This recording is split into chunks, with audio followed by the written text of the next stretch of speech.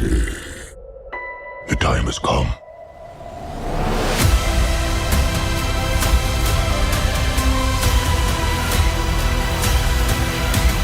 Assalamualaikum.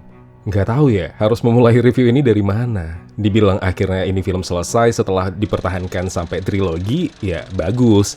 Soalnya rekan sejawatnya di SSU baru dibikin satu film udah ditinggalin. Malah ada yang dihujat habis-habisan, gara-gara si artisnya tidak bisa main. Film apa itu? Dibilang kelar tapi juga nggak memuaskan, ya emang itu faktanya. Udah paling bener, SSU belajar banyak atau kembali lagi lah ke awal di masa-masa kejayaan Spider-Man Tobey dan juga Andrew.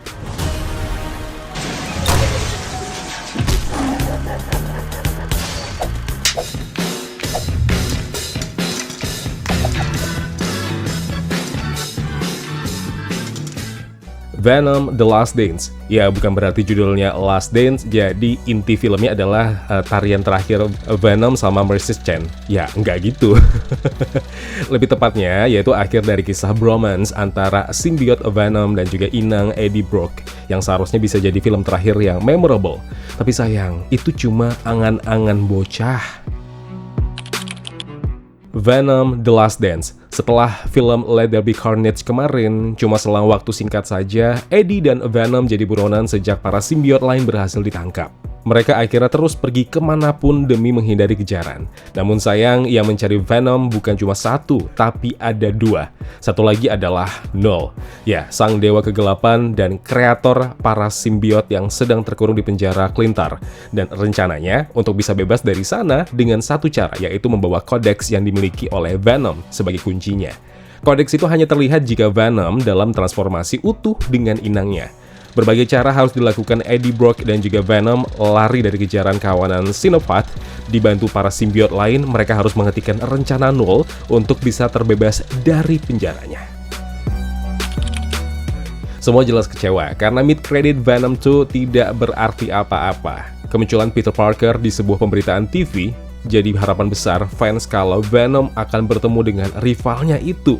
Sayang disayang, mid-credit itu tidak berarti apa-apa. Betul memang, awal film ada hint yang bisa jadi alasan kenapa Spider-Man tidak dilibatkan di film ketiga ini. Tapi pertanyaannya, untuk apa ada mid-credit kemunculan Spider-Man kalau toh Last Dance tidak menggunakan potensi itu? Terlebih, ini film terakhirnya Venom kan? Kemudian babak awal ke pertengahan yang terlalu bertele-tele. Banyak adegan yang tidak begitu penting. Nyanyian dalam mobil, percakapan yang tidak menambah bobot dan kompleksitas plot cerita. Semua dipaksa ada biar durasi filmnya jadi lebih lama. Yang kalau diperhatikan lagi, film ini bahkan bisa kelar dalam durasi 1 jam lebih dikit aja. Atau mungkin 1 jam tok. Penyuntingan yang berantakan, alur filmnya terasa seperti sering terhenti dan berlanjut lagi gitu aja. Dan ini nunjukin ada masalah di ruang penyuntingannya. Nggak tahu kalian ngeh atau nggak soal ini. Kemudian penampilan para simbiot yang useless, kita sebut saja para cameo. Terserahlah apalah itu sebutannya. Nyatanya memang mereka sebatas meramaikan babak akhir film ini doang, dengan kematian yang terlalu gampang. Banyak karakter yang potensial yang juga nggak berguna, kematian mereka juga nggak ada dramatisnya, terlalu banyak karakter dan cerita yang terasa tidak perlu, seperti obsesi karakter sampingan terhadap Natal yang tidak punya arah yang jelas, terus latar belakang ilmuwan yang tidak relevan. Ya, film terakhir ini yang harusnya bisa jadi momen terbaik antara Eddie Brock dan Venom malah cuma sebagai film yang terpaksa ada demi akhirnya menutup trilogi ini. Oh iya, aku sampai kelupaan. Ini nih, si Null yang sudah tahu sejak awal karakter ini bahkan tidak akan terlalu mencolok seperti Gore the God Butcher. Musuh utama dalam film ini tidak benar-benar ditampilkan secara utuh. Dan ini ngebuat ancamannya ya kurang berkesan. Sayang, kecewa. Meskipun konsepnya emang konyol, ya ringan. Sayangnya dialog dan humor yang disajikan juga gagal loh mengundang tawa dan bikin film ini terasa datar. Coba, berapa kali kalian ketawa nonton film ini?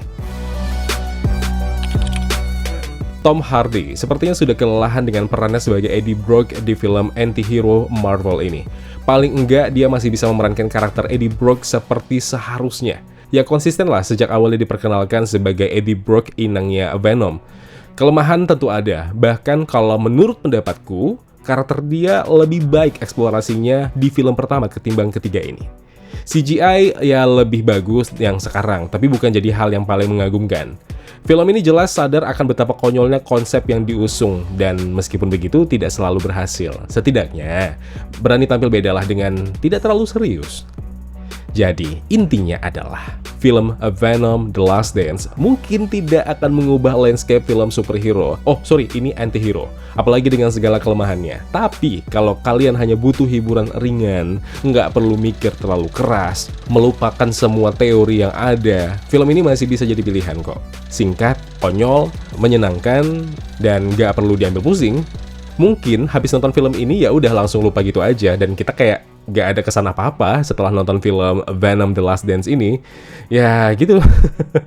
Setidaknya kita bisa menikmati lah perjalanan aneh yang ditawarkan Venom dan Eddie satu kali lagi sebelum akhirnya mereka koit dibikin sama Sony. Jadi gimana? Apakah kalian sependapat denganku? Sama-sama kecewa dengan film terakhir dari Venom ini, Venom: The Last Dance? Kalau iya, ya udah silakan like videonya. Kalau mungkin kalian suka banget dan gak setuju dengan review ini, ya dislike juga nggak apa-apa. Ya beda pendapat itu hal yang lumrah. Dan jangan lupa juga untuk share pendapat kalian di kolom komentar biar kita bisa diskusi bareng-bareng tentang film Venom: The Last Dance ini. Siapa tahu kalian menemukan hint-hint yang aku tidak perhatikan. Dan jangan lupa juga untuk subscribe channel Kawan Review biar tahun ini bisa tembus 100.000 subscribers. Amin, amin ya robbal alamin. Kalau gitu aku Zain pamit undur diri. Kita ketemu lagi di video berikutnya. Wassalamualaikum.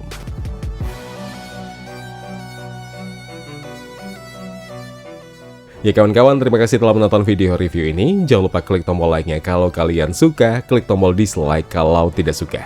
Klik juga tombol subscribe dan bel notifikasinya biar nggak ketinggalan review film terupdate lainnya. Kalau gitu aku Zain pamit undur diri, terima kasih, jaga kesehatan, tetap positif, dan jangan lupa bahagia.